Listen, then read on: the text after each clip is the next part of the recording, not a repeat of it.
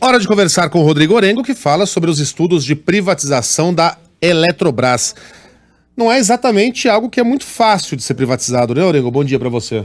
Muito bom dia, Megali, bom dia a todos. Desde 2018, viu, Megali, esse debate ele existe no Congresso Nacional, né? Esse esforço para privatizar, mas encontra resistências. Qual é a diferença agora? Bom, a diferença é que o presidente, os ministros foram até o Congresso Nacional fazer um aceno, levar uma medida provisória, que na prática ela permite estudos, né? Não permite outras coisas, como a capitalização. O presidente falou muito na capitalização, mas para isso a medida provisória precisa ser aprovada na Câmara e no Senado. Isso está lá no texto, né? Precisa virar um projeto de conversão, ir para a sanção do presidente. Então, na prática, ela levanta o debate. É uma clara reação política do governo, depois do tombo nas bolsas, em função das declarações do presidente, né? Aquele receio de uma intervenção estatal em empresas públicas, como a Petrobras, a própria Eletrobras, quando o presidente disse que colocaria o dedo lá na energia. Então, é um aceno importante, é uma manifestação política, inclusive um aceno para o mercado, de que o governo não esqueceu das promessas da chamada agenda liberal, como as privatizações. Qual é o problema até agora, Megali? As privatizações não saíram do papel. Na prática, o governo acabou criando uma estatal, que foi a Nave Brasil, né? Aquela lista longa que o ministro Paulo Guedes prometia, né? Isso não virou prática, não realmente teve efeito prático. O ministro chegou a dizer que em 90 dias, 4 grandes empresas do Brasil seriam privatizadas.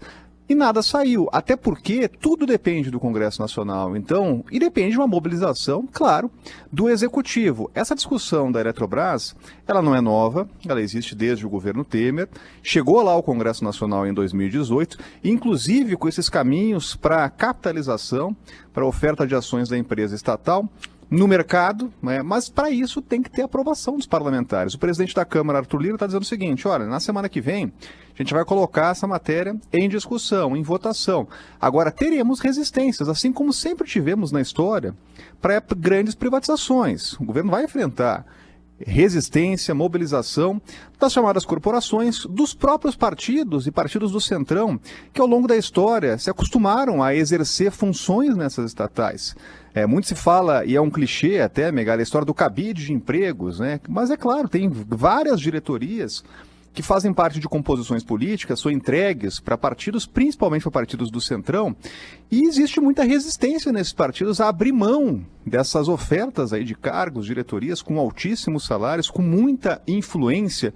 Então são essas resistências que a gente vê no Congresso desde 2018, e o governo vai ter que bater no peito agora e enfrentar isso, mobilizar, porque sem realmente o esforço, isso não anda no Congresso Nacional. Tem um cenário novo, que é um cenário mais receptivo ao governo, porque tem aliados lá, tanto na Câmara quanto no Senado. A gente ouviu muito de integrantes do governo que a agenda de privatização ela não caminhava em função de adversários políticos, né? O próprio ministro Paulo Guedes já atribuiu culpa ao ex-presidente da Câmara, Rodrigo Maia, quando as privatizações estavam travando, né? Inclusive dizendo que tinha uma aliança do Maia com partidos de esquerda que evitavam essa pauta andar aqui no Congresso. Agora há um caminho aberto para isso, né? Mas claro que precisa dessa mobilização do governo. Do ponto de vista prático, essa medida provisória, que vai ter que ser votada e no máximo aí 120 dias, é o prazo regimental, ela libera a criação de estudos. Então o BNDES vai fazer estudos agora para abrir caminho para a privatização, mas tudo depende da aprovação aqui do Congresso. Orengo, você falou 2 vezes em mobilização do governo. Não adianta o governo se mobilizar se o capitão do navio não assumir o leme, né? Se o presidente não se envolver. A gente não viu o presidente Bolsonaro envolvido nem na forma de retórica em nenhum projeto liberalizante.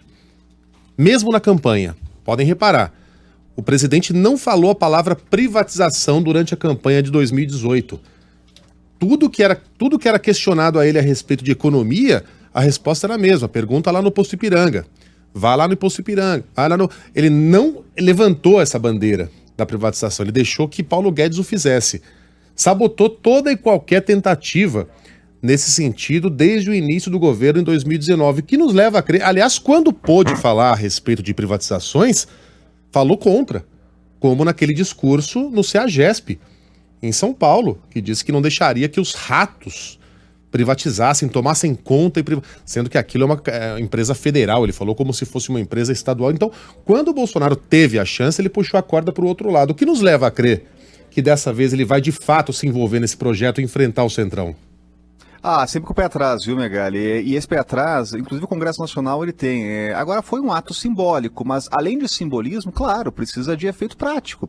As privatizações do Brasil, elas só andaram quando realmente os governos abraçaram as ideias, né? E abraçaram as privatizações. Porque as resistências, elas vão existir. A gente viu isso na história. Teremos manifestação, o sindicato vai reagir. O próprio espectro político reage, porque vai ter que abrir mão desses cargos, dessas diretorias, desses conselhos. Então, é difícil e para isso precisa ter o que a gente falava, dessa mobilização, dessa articulação política. O governo precisa encabeçar essa discussão e não deixar apenas para o Congresso Nacional, porque não vai andar. A gente teve já exemplos de como isso é difícil. Essa discussão não começou nesse governo, começou no governo Temer, que tinha realmente um viés ali liberal, expressivo, com a aprovação da reforma trabalhista, com outras matérias que passaram no Congresso Nacional, como a medida do teto de gastos, que ainda hoje existe e é importante, foi um aceno para o mercado. Então o que se espera realmente, além de discurso, é efeito prático, Eu recordo que até houve promessas de privatização, como por exemplo da EBC, que até hoje não saiu do papel, mas a lista ela é grande, e o ministro Paulo Guedes já algumas vezes citou aí as empresas Correios, que devem ser privatizadas, o Correio seria uma delas. Agora, para isso tem que chegar um projeto ao Congresso Nacional. Então realmente não basta ficar apenas no discurso, mas tem que encabeçar essa discussão e fazer avançar aqui no Legislativo. Orengo, e a proposta de emenda à Constituição que deve destravar ou destravaria o auxílio emergencial, hein? Houve muitas críticas, é verdade, já tem a possibilidade, inclusive, de essa PEC ser fatiada. Como é que está essa história?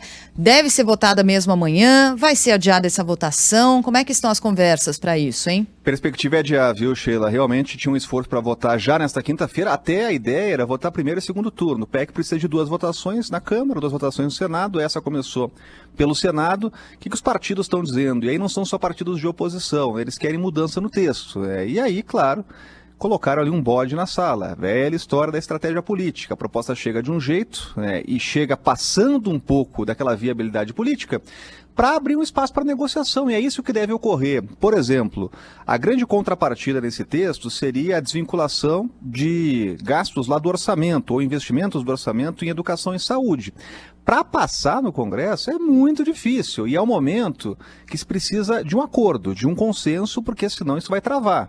Precisam liberar o auxílio emergencial e já no mês que vem, se insistirem agora com a desvinculação, que enfrenta muita resistência aqui no Congresso Nacional, isso vai travar. Então, tem um cenário aberto para alterar esse texto, tirar as desvinculações, deixar lá os orçamentos e os mínimos para saúde e educação, deixar essa discussão mais para frente, porque ela é complexa, ela é necessária, essa discussão precisa ser feita, é uma reivindicação antiga de que o orçamento ele é amarrado, mas tem outro lado também, as bancadas da educação e saúde não querem nem falar nesse assunto, então se insistir com esse tema, o auxílio emergencial ele vai travar. Agora, Sheila, é uma oportunidade que se perde, por outro lado, de enxugar os gastos públicos. Além de mexer com o orçamento, tinha uma promessa de criar gatilhos. Por exemplo, redução de jornada e salário de 25% de servidores, o que existiu na iniciativa privada durante a crise.